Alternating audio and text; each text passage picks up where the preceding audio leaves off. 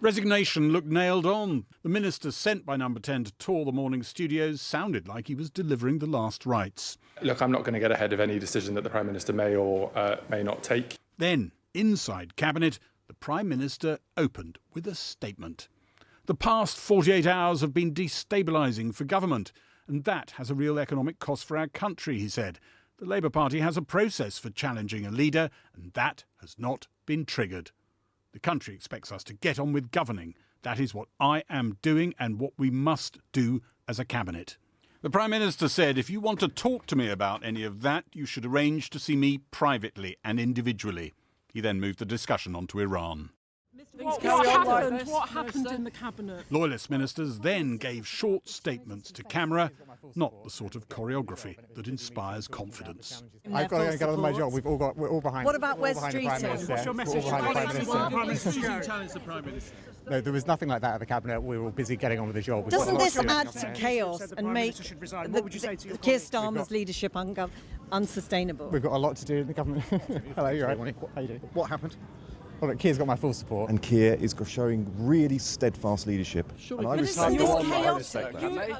Peter, did anyone challenge him? Is it over for Keir Starmer? Some ministers, including the Health Secretary, Wes Streeting, tried to talk to Keir Starmer about his leadership after the meeting, but the Prime Minister refused to engage. Health Secretary, why didn't you take him on in Cabinet? Keir Starmer's supporters said the Prime Minister had effectively told Wes Streeting, try your luck running against me. It is put up or shut up.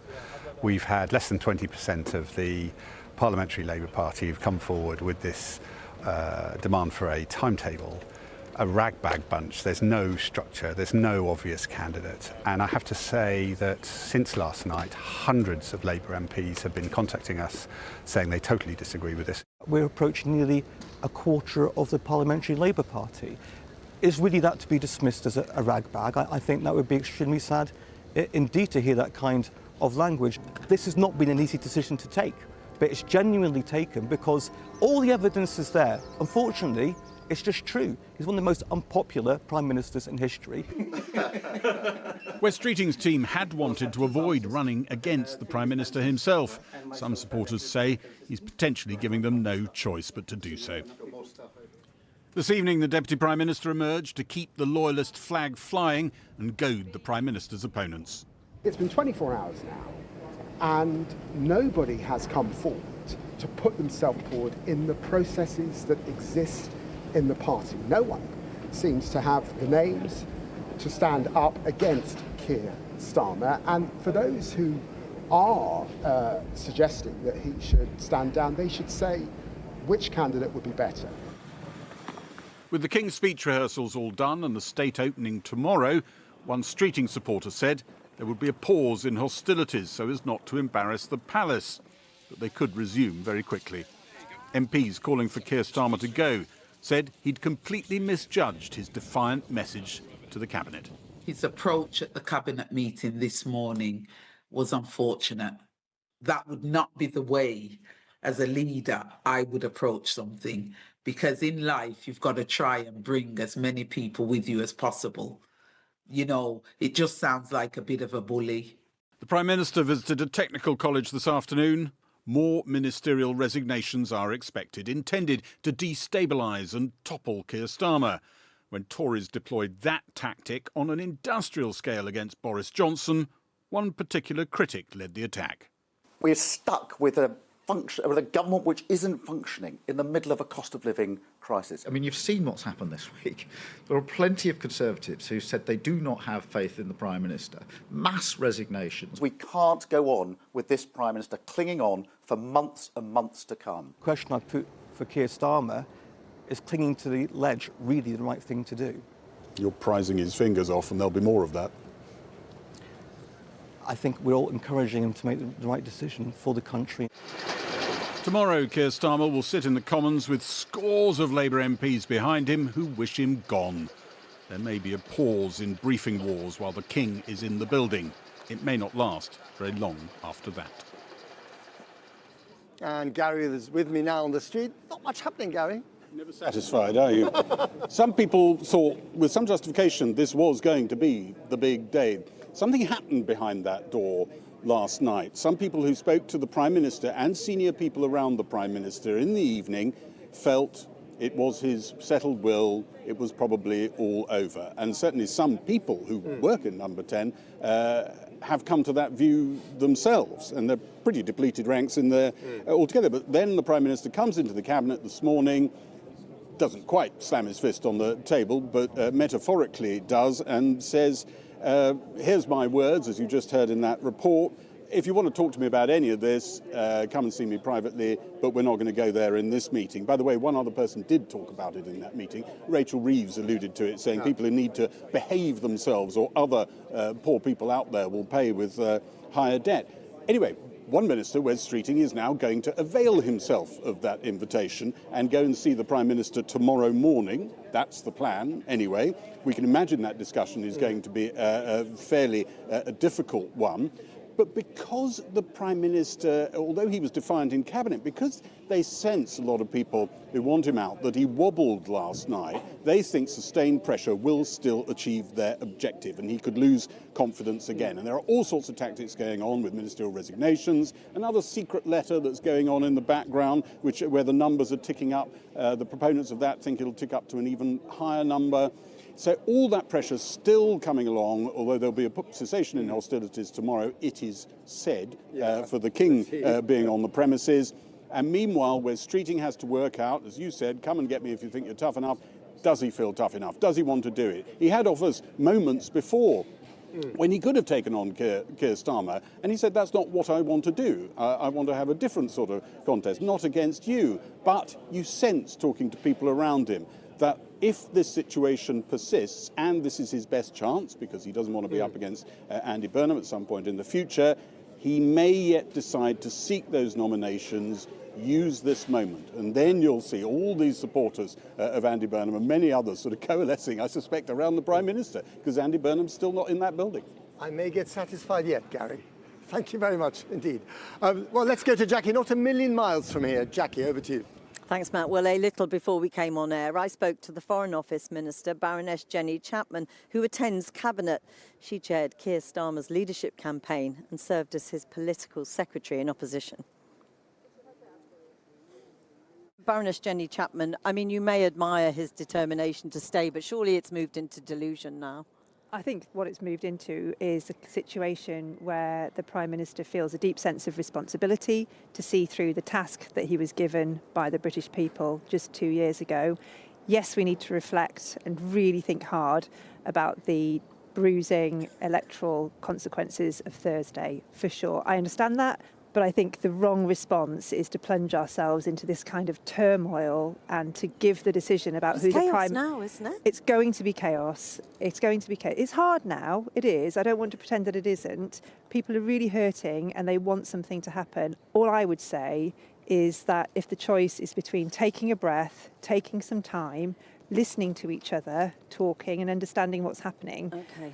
And the alternative being a contest, ultimately, which leads to the members of the Labour Party choosing who the Prime Minister is in real time, I know which I prefer. You have nearly 100 MPs who say it's time to stand down. You've had disastrous election results. You've had 4 ministerial resignations. It's not enough to say we keep going, is it? If you want to remove a Prime Minister, there is a process for doing that.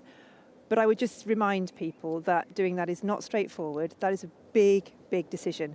Those people who are saying that they want change today, and I understand where they're coming from, but they don't want the same change. So is that a polite message to Wes Streeting to put up or shut up? Get the process triggered or stop this? Any messages I have for Wes, I can speak to Wes. I think what this is a message to people that they just need to take stock, take a breath, have sane, calm conversations. The election results show that people are tired of waiting for change. Your MPs, many of them, are tired of waiting for change. Yes. When you were in Cabinet today, and as you left, you told us you didn't detect any mood from anyone to move on the leadership. But it doesn't sound like he gave any of his critics the chance to express those views. It doesn't sound very democratic from what people are saying behind the scenes. Well, I mean, I was there. and I was part of the conversation. And actually, I can assure you that as members of the Cabinet, we don't have difficulty in finding time to talk to each other and to let each other know what we think. We do that constantly. But I come back to this morning was sort of, there's nothing to see here, and there's plenty to see here, isn't there? There's plenty that's no gone one wrong. is no one is saying that nothing has gone wrong. No one is saying that those election results don't matter. No one is saying that this is a comfortable place for a government or a prime minister to find themselves in. But what is the right reaction to that? The wrong thing to do is to embark upon a process which nobody will have control over, nobody knows the outcome, and this is not about the leadership of the Labour Party, this is about who is the Prime Minister of the United Kingdom. So is it the wrong thing for someone like Jess Phillips, hugely well-known face of the government, safeguarding minister, to resign? Because she says she had no choice, issued a damning critique of the Prime Minister's leadership, suggesting it is paralysed by inaction and indecision. Nothing bold about it. That is devastating, isn't it? I read Jess's letter fully, and that's not my interpretation of it. There is frustration about speed of change. What is wrong, and it's something that's happening in this country now, is the idea things are not going well, so the right reaction, sack the guy at the top, get the next one in, and the next one, and the next one. And I just think that is, we promised the country that we wouldn't do that. Even his critics say he's a man of integrity, that this is not about him, it's about the country, and it's about the party doing their best. Yeah. Why won't he let Andy Burnham back into Parliament? Shouldn't he say, I made a mistake there? As Angela Rayner says, you want your best people on the pitch at the moment, don't you? I would just respectfully say there's quite a lot of fantasy politics at play here.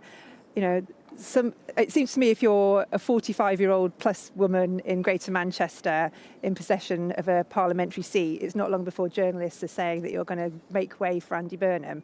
And I'm just, that's a big ask for somebody. But he's in London tonight. What are your thoughts about what he will do? And if he does move? I am dealing with the world as it is, and I'm not getting into fantasy politics. What I think we need to do is stabilise the situation, because this has been a really difficult couple of days. I don't, deny that at all. But the Prime Minister has a responsibility to make sure that he delivers on the promises that he made the country just 2 years ago. Very finally, a very difficult day tomorrow for the King's speech. Very, very difficult timing for Keir Starmer. How can he go in with credibility and talk about my government? Well, the King's speech is a really important day for any government. It's about laying out your agenda for the next period. It really matters. People will listen, and we can all debate, as we always do, the substance and the policies. And that's what I want to get back to. Baroness Chapman, thank you very much for talking to us. Thank you. Well, I'll be joined shortly by Miatta Fahnbulleh, who was the first minister to resign this morning. First, though, by John McDonnell, who was Shadow Chancellor under Jeremy Corbyn and remains the leading figure in the Labour left in Parliament. John McDonnell, thanks very much for coming on the programme.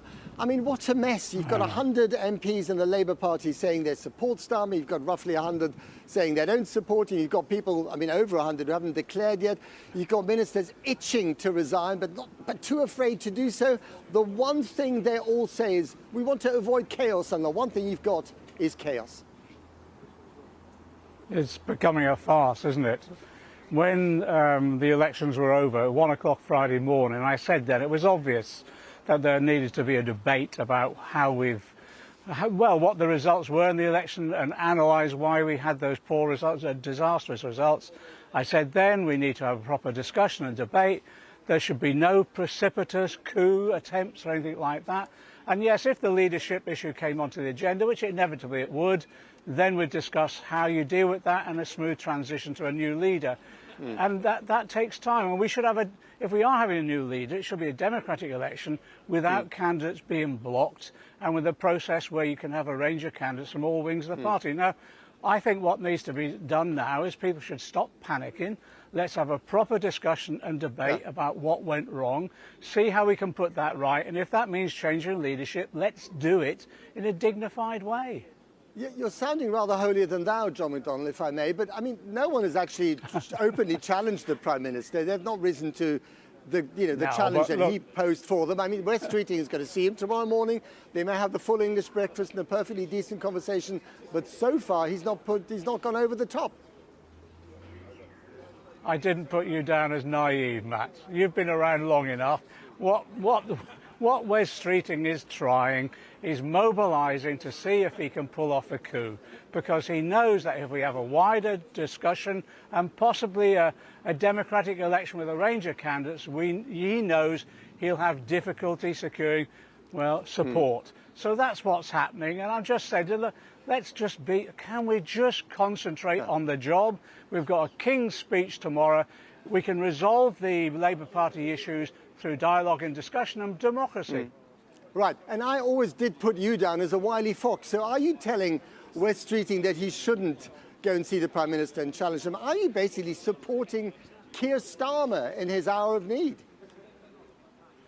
What I'm doing is supporting the rank and file members of the Labour Party and all those councillors, many of whom lost their seats last week, who are saying, look, before we take our next step and find a way forward, let's have a discussion, a debate, identify that way forward, and it most probably will result at the end of the day in us seeking a new leader, but let's do that in a proper way, democratic way, not through some coup, and do it with some dignity. Look, Keir Starmer, you know, Dennis Skinner used to say you don't kick a dog out in the night, and that's what they're doing with Keir Starmer. Let's have a proper process, and that process means that no candidate should be blocked from coming forward as well. Okay.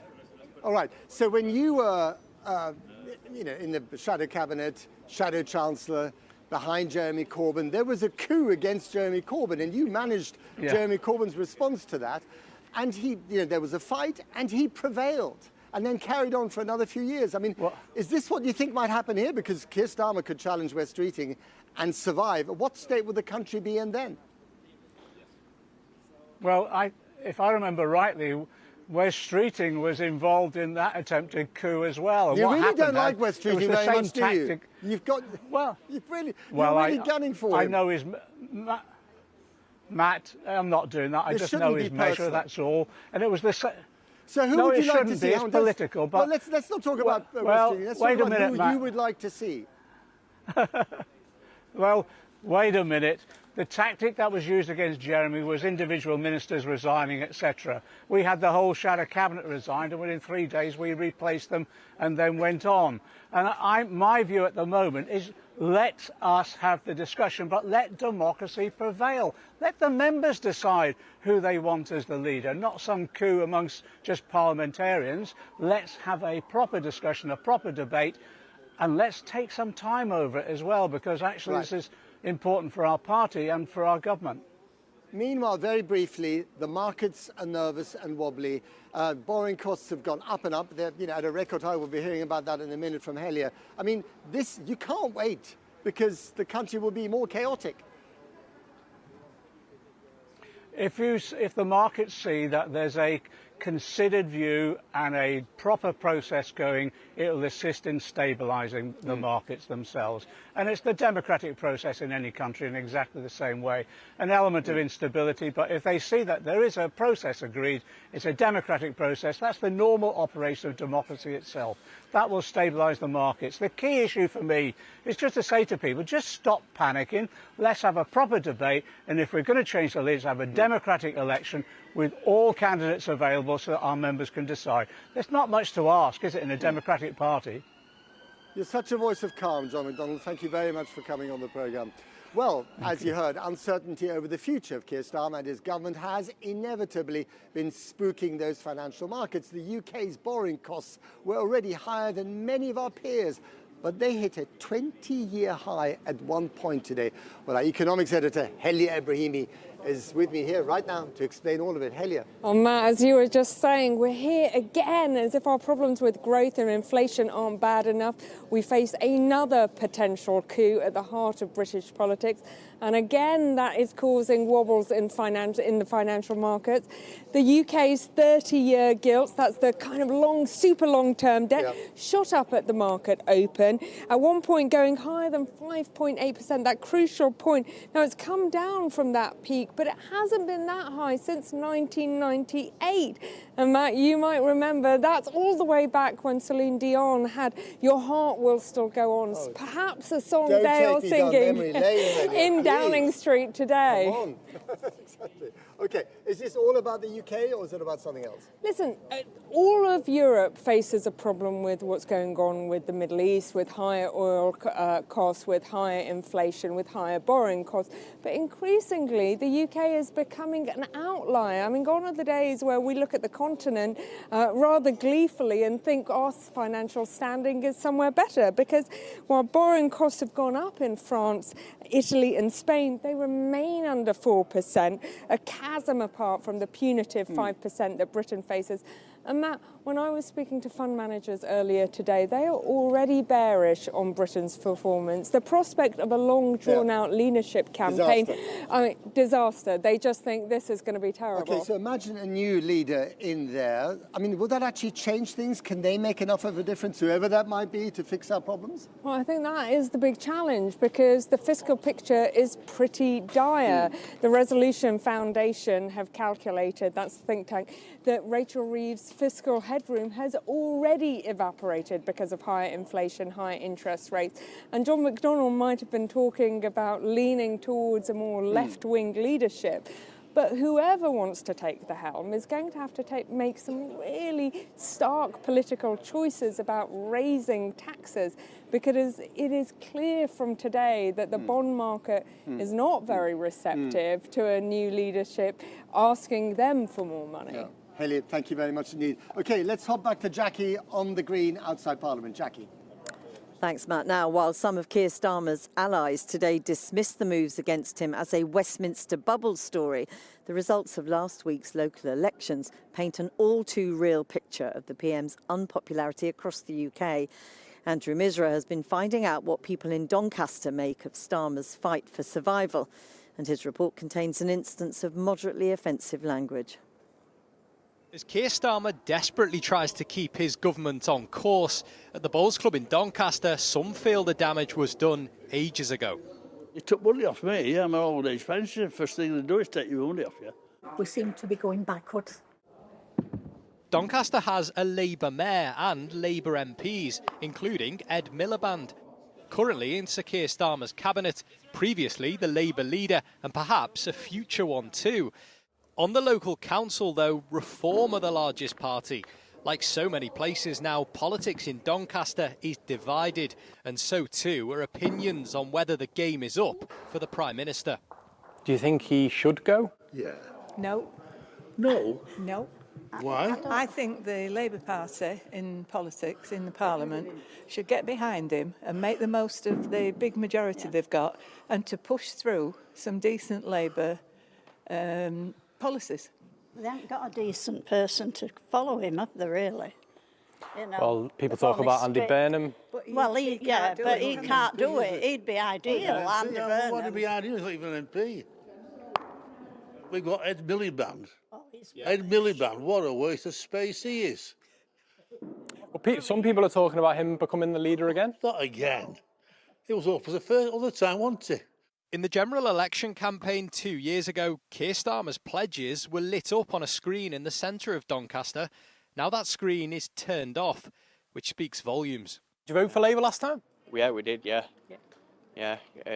We thought that they were going to actually do something, but they haven't. They haven't done, have they? Not really. What do you think about the Prime Minister? I don't like him. Why not? Not a nice man. So you think he should resign? Definitely. You should come in instead? Screaming Lord Such should put up again. Even the late founder of the official monster-raving Looney Party is more popular than the Prime Minister. So you don't think he should resign? No. But you want to see change? Change, but with the positive change. Well, look at state of place. It's not for the country, it's going into shit, innit? There's loads of things, the cost of living's going up, everything. He's not helping anybody out. People are homeless, people live on the street, there's drug addicts everywhere. And then you've got all these people coming in that don't even live in our country, and then there's no help for anyone that actually lives here. And you think that's Keir Starmer's fault? Well, he's the main man. He's where you put everything to, I suppose. Unless you see King Charlie around here somewhere. We'd rather have Thatcher back than him, and that's saying something. Right. For now, the Prime Minister is standing firm, with the pressure increasing around him. And as the plotting and posturing continues, away from Westminster, there's no clear consensus on who could step forward to fill his shoes. Andrew is reporting there. Well, let's speak now to Miatta Fahnbulleh, who, as I mentioned earlier, quit her role as Minister for Devolution, Faith and Communities this morning, the first of today's ministerial resignations. Miatta Fahnbulleh, welcome to the programme. Why did you quit? Look, it's a really hard decision to leave the team, to move away from a ministerial position that allows you to drive the sort of change that we all came into politics to. For me, it came off the back of speaking to hundreds and hundreds of my constituents over the last few months in the run-up to the local elections. And the message was really clear from them. The Prime Minister had lost their confidence, their trust, and they did not believe that he could deliver the scale and the pace of change that they require and that the country requires. And so I've come to the judgment that the Prime Minister needs to do the right thing for the country. He needs to set out a process and a timetable so that we can transition to a new team that can lead the change the country needs. As you said yourself, you did something hard. Some people would say you did something very courageous. Are you annoyed, disappointed that some of the big beasts in the cabinet, like Wes Streeting, for instance, did not do the same as you? Look, no, it's a really personal decision. And, you know, many of my colleagues will have heard and had the same conversations on their doorsteps. And everyone needs to make their own personal judgment about that. But look, for me, the two questions are, does the Prime Minister have the confidence of the country? Because that's really important for you to be able to drive big change. And critically, is he able to drive the scale, the urgency of change that not just my constituents, but constituents and communities across the country absolutely demand? Now, my judgment is no, which is why I didn't think it was tenable for me to stay in the team. But individuals need to make that decision. And whether that is front bench individuals or many of our backbenchers that have come out and asked for a transition and a timetable, but that is a very personal judgment. So the Prime Minister has made it very clear that he is digging in. He's staying in that building behind me, a sitting tenant, not going to be removed. This is going to get really ugly, isn't it? And that is exactly what you all wanted to avoid. Yeah, look, ultimately, you know, the Prime Minister has always said he puts country first. I believe he has always tried to do his best and put country first. And I hope, again, he will do. Because, again, I'll come back to the judgment is one for our communities and our constituents. And if you do not command the trust and the confidence of the public, and I think those election results across the country showed us that, but critically, if you are not able to step up to the scale of change with the vision, the urgency, the conviction that is required, then you do need to reflect and ask yourself whether you're the right person to take us forward. And ultimately, that is only a judgment that he can come to. But he has always said country first, and I hope he will put country first. Some of us have had leakier taps that have lasted longer than this government in its current form. I mean, the question that people are asking themselves is, has Britain become ungovernable? I don't believe so. Look, it is a tough inheritance that we had. The context was difficult.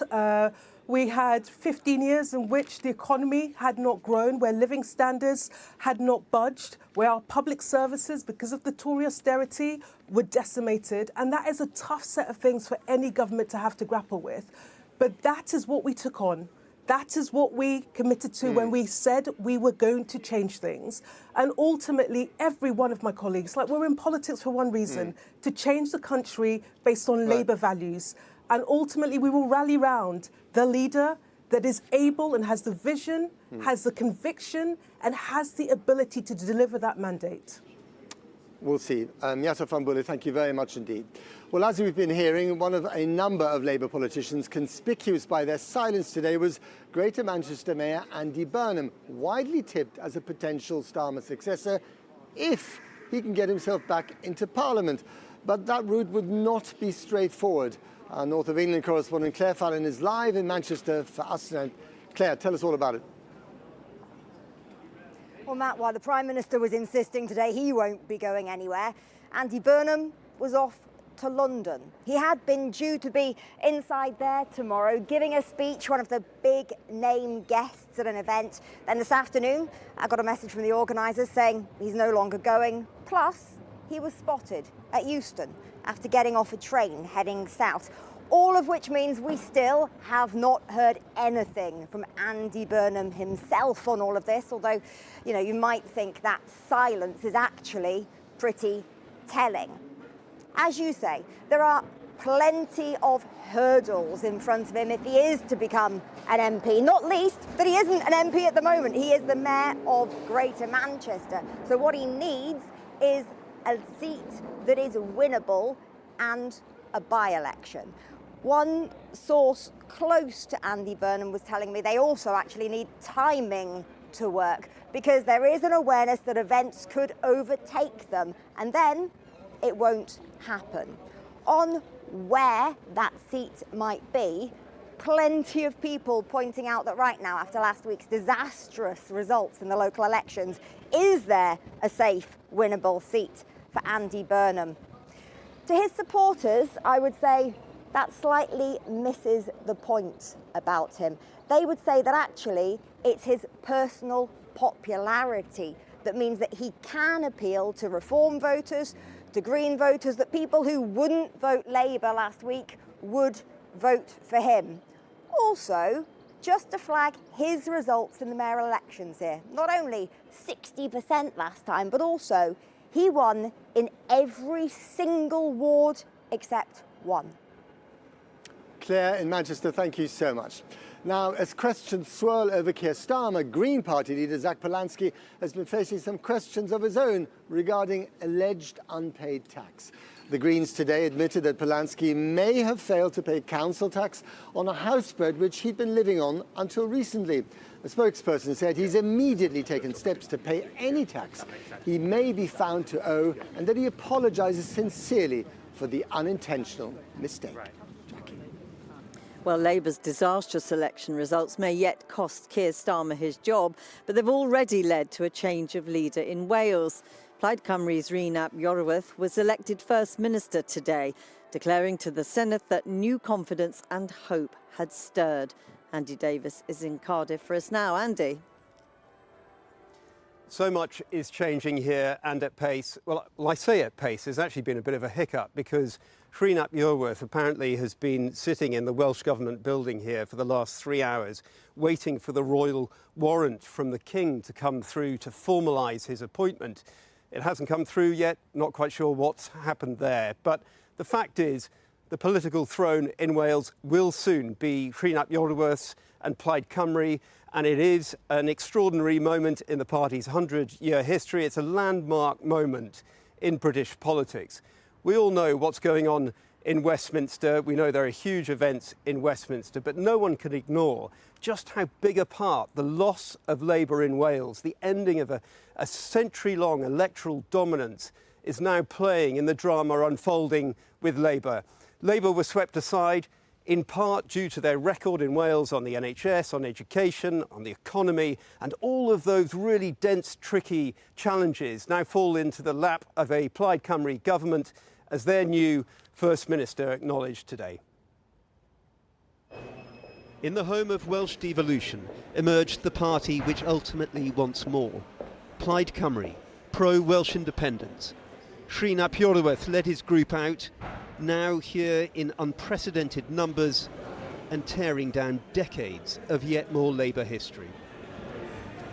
In this now 96-member chamber, 2/3 newly elected, they named their choice for First Minister one by one. Rhys Iorwerth. Even the contenders themselves. Rhys Iorwerth.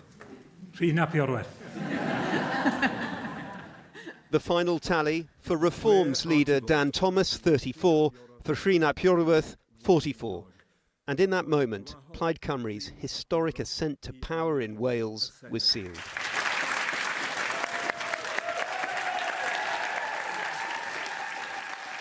So if something has stirred in the soul of Wales, a new confidence, a new hope, and my promise to everyone is that I will lead without prejudice or presumption. I'll never take this privilege for granted, nor will my principles be burdened by power. Because the challenges we face are too many in number and too grave in nature for us to lose sight of what is at stake. The political landscape in Wales has been transformed. Last week's electoral earthquake now leaves Labour's Senedd group in just single figures, the embers of a once dominant party. It goes without saying that I am deeply saddened at Welsh Labour's loss. There are now Greens here for the first time, while Reform swell the ranks of the opposition benches. Yn dyledus I gefnogaeth. Sri Pureworth has ruled out an independence referendum in a first term, but wants a commission to explore Wales's constitutional future, prompting this today from Reform's Dan Thomas. I would like to remind Plaid Cymru that this chamber has a pro-union majority, and Reform will work with all pro-union parties to block taxpayers' money being spent on an independence commission. The future of a prosperous Wales lies within a successful United Kingdom. Can I thank all of the leaders for their contributions? Congratulations were exchanged as a new Welsh Parliament settled in, one unrecognisable from before. Westminster convulses over an attempted prime ministerial coup, but in Wales a political rebellion, the biggest in living memory here, has been and gone. Labour routed, Reform embedded in the corridors of power like never before, and for the very first time, Plaid Cymru facing the reality of leading a government. Well, how could the attempts to force out the Prime Minister impact Britain on the world stage? Earlier I spoke to the former head of the Foreign Office and former UK National Security Advisor, Lord Peter Ricketts, and I started by asking for his reaction to the day's events. Well, I look at it from the international perspective, and I think for all of the leaders that Keir Starmer has developed trust and confidence with, I mean, they'll see this with dismay. You know, yet another psychodrama in British politics, just when they thought they had a leader with a big majority who'd be there through a full parliament with the world in crisis. So I'm afraid it really, will lead people to wonder about the stability of British politics. I mean, Keir Starmer talks constantly about not wanting to push the country into the chaos of another leadership election. But this in itself is chaos, isn't it? Yes, I mean, it inevitably weakens him. You know, everybody watches the politics. The international leaders will be watching it. Keir Starmer wants to do a further big push to get closer to the EU. Ursula von der Leyen is going to see, well, he may not even be in office in a few weeks or months. And now Nigel Farage is profiling on the horizon. And we have President Trump in China. What do you think he will make of this? He's had a checkered relationship with Keir Starmer. Will he make the most of the problems Keir Starmer is facing, do you think? Well, yes, it's been an up and down relationship. Keir Starmer's held his ground with Donald Trump. He seems to manage to keep going with the dialogue despite the insults that are hurled in his direction from time to time. Of course, the King's visit, I think, was helpful in getting a better tone into it. But Trump senses weakness, of course, and he will see Keir Starmer now as weak. If there is a new politician that he's probably never heard of in Downing Street in a few weeks or months' time, he's even less likely to listen to them than he has been to Keir Starmer. And presumably, even if he does stay, as you say, he's weakened anyway. So that will affect his ability to navigate international affairs, to navigate deals. I think it will, because there will always be a cloud now about how long he will last. And so people will be less willing, I think, to put effort in, particularly over the longer term issues. He's also not been able to tackle the shortfall in defence spending. And one assumes any new Labour leader is going to want to put more money into the domestic agenda. So that won't help either. All in all, I think this sets back Britain's role in the world. I mean, he's due to do the King's speech tomorrow. What credibility will he have when he talks about my government, our government, when as many as 100 MPs, it may be more by tomorrow, have said they've lost confidence in him? It's going to be a sort of rather ironic day, I think, tomorrow, where the government will be launching its plans for the next 2 years, 2.5 years, without anybody being clear who is going to be leading the government into that. Is that an argument for, in a sense, lancing the boil, whether it's where you think we ought to have gone or not? Is it an argument for bringing this to an end by a leadership contest? I think from the international point of view, yes, The longer uncertainty lasts, the weaker the position is. And so, yeah, I think that that is true. It's also the case, as I say, that a new leader will be inexperienced. One idea that I've had, although I'm not a politician, is whether it's conceivable that a new prime minister might invite Keir Starmer to stay on as foreign secretary. I mean, it has been one of the areas where he's been very effective. Also with Jonathan Powell, his national security advisor. If the two of them were to go, then the duo that have done well for Britain internationally would disappear. Very briefly, if you would, a much broader question.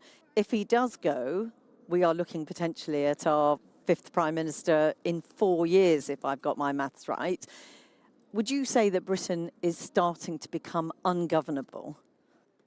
Well, it's certainly not what people expect. I mean, people have always looked at the UK and thought we've got a weird parliamentary system with this first past the post, but at least it generates a stable government you can rely on to be there for 5 years. Now, suddenly, we don't have that. The period of prime ministers is shortening all the time. We do have this turnover. It's distracting. It's damaging to confidence. Lord Ricketts, thank you very much for talking to us. Thank you.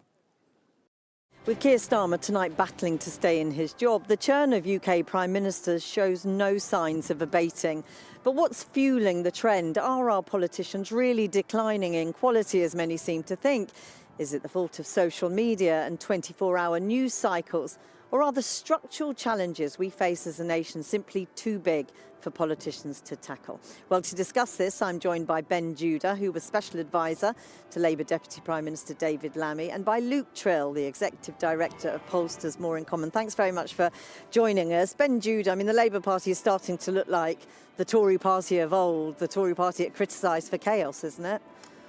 Parties are strong when they have strong ideas that hold them together. And what we've seen in Labour in government and the Tories previously is both parties have been having a crisis of faith. What do we believe in? What do we stand for?